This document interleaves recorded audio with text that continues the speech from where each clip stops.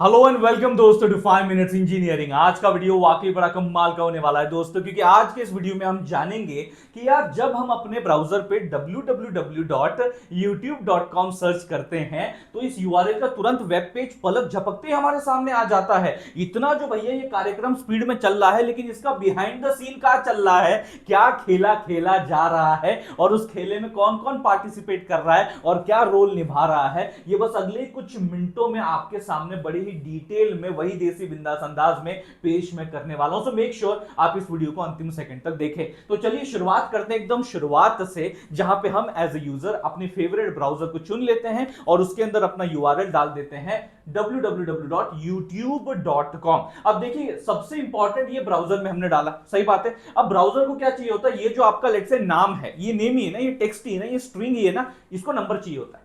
इसको क्या चाहिए होता है, नंबर। नंबर यानी कि आईपी एड्रेस जो कि आपका इस नाम के साथ जुड़ा हुआ है। ये आपका डोमेन नेम मान लीजिए, तो डोमेन नेम के साथ एक आपका आईपी एड्रेस जुड़ा हुआ होता है। सबसे पहले ब्राउजर तो अपने लोकल कैशे में उसे चेक करता है। ब्राउजर क्या करता है, ये इनपुट लेता है, ठीक है, इस रिस्पेक्टिवली इनपुट लिए गए डोमेन नेम को वो अपने लोकल कैशे के अंदर चेक करता है कि क्या इसका आईपी एड्रेस मेरे पास है। क्योंकि क्या होता है, जो भी आपने रिसेंट में मान लीजिए 2 मिनट 3 मिनट 1 मिनट 5 मिनट पहले जो भी यूआरएल्स को सर्च किया था, उनके वेब पेजेस लोड हुए थे, उनका आईपी एड्रेस यहां पे उनके यूआरएल के साथ डोमेन नेम के साथ मैप्ड अप होता है अपने रीसेंट कैशे के अंदर। लेकिन मान लीजिए वो नहीं मिला वहां पे, यूट्यूब आप पहली बार सर्च कर रहे हो तो इसका आईपी एड्रेस आपके कैशे में नहीं होगा, तो फिर यहां पे डीएनएस से पूछा जाता है डोमेन नेम सर्वर को। ये जो क्वेरी है वो पास कर दी जाती है www.youtube.com के साथ कि भाई इसका आईपी एड्रेस अब तेरे को ही पता होगा, मेरे पास तो नहीं है, तो मुझे इसका आईपी एड्रेस दे दे। तो यहां पे फिर आपका डीएनएस यानी कि डोमेन नेम सर्वर जो है उसके पास भैया आईपी एड्रेस होते हैं,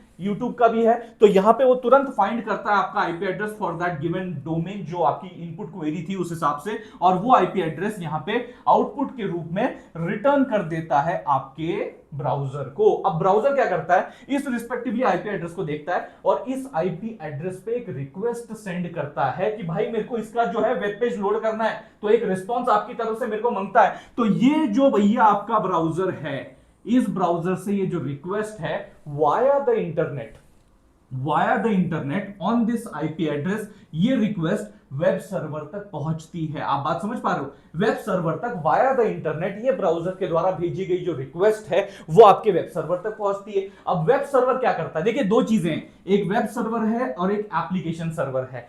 वेब सर्वर ये बेसिकली आप ऐसे समझिए, अगर आपकी कोई स्टैटिक रिक्वेस्ट होगी, है ना, कोई भी स्टैटिक रिक्वेस्ट है जिसमें कोई भी अपने को बिजनेस लॉजिक नहीं लगाने का है, जिसमें कुछ भी प्रोसेस नहीं करना है, डेटाबेस की ज्यादा मदद लगने नहीं वाली है, तो वेब ब्राउजर मतलब वेब सर्वर जो है वो आपका इस लेवल पे हैंडल कर लेता है। लेकिन भैया मान लीजिए अब जरूरत हमें पड़ चुकी है कुछ बिजनेस लॉजिक लगाने की, कुछ प्रोसेस करने की, डेटाबेस से इंटरैक्ट करने की, in that case we approach to the application server. यानी कि यहां से आपका वेब सर्वर जो है वो क्या करता है, रिसीव करता है रिक्वेस्ट को एंड फॉरवर्ड कर देता है उस रिक्वेस्ट को एप्लीकेशन सर्वर के पास। बिकॉज मान लीजिए ये एक डायनेमिक रिक्वेस्ट है, ये स्टैटिक नहीं है, ये डायनेमिक रिक्वेस्ट है, जहां पे कुछ तो भैया प्रोसेसिंग करनी पड़ेगी, तो वो एप्लीकेशन सर्वर के पास आ जाती है। तो इनपुट में क्या आ रहा है, request from the web server. यहां पे इसका काम क्या रहता है, process the request, execute the business logic और नीडेड डेटा जो होगा आपके इस रिक्वेस्ट को प्रोसेस करने के लिए, रिस्पांस को जनरेट करने के लिए जो डेटा की रिक्वायरमेंट होगी, उसके लिए भैया ये अपने डेटाबेस को रिक्वेस्ट भेज देता है कि भाई देख ले ये अपने को रिक्वेस्ट आई है, तो इस रिक्वेस्ट को फुलफिल करने के लिए मेरे को डेटा जो है अपने डेटाबेस से निकाल के दे दे, फेच करके दे दे, और ये डेटा चले जाता है आपके एप्लीकेशन सर्वर के पास।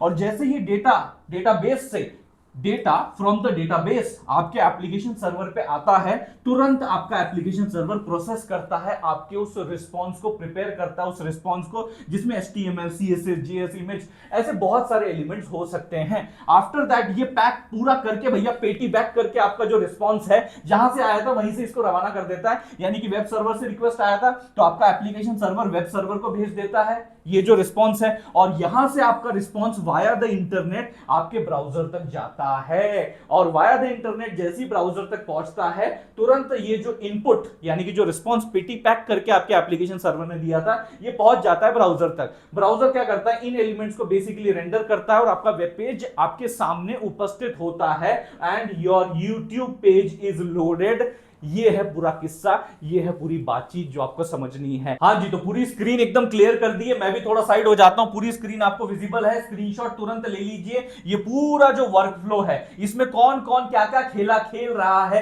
क्या इनपुट है क्या आउटपुट है, वो क्या करता है, इन सारे प्रश्नों के उत्तर एक फ्लो में आपके सामने यहां पे मौजूद है। वो मैंने बता भी दिए, एक्सप्लेन भी कर दिए। अगर आपको समझ में आ गया होगा, सारा बिहाइंड द सीन का मामला देख के मजा आ गया होगा, तो इस वीडियो को आप भी लाइक कर दीजिए। उससे भी ज्यादा जरूर इस वीडियो को शेयर कीजिए अपने सारे दोस्त, दोस्ती, ग्रुप, झुंड सबके साथ, और अपने प्यारे से चैनल 5 मिनट्स इंजीनियरिंग को अब भी सब्सक्राइब कर दीजिए। मिलते हैं जी अगले वीडियो में।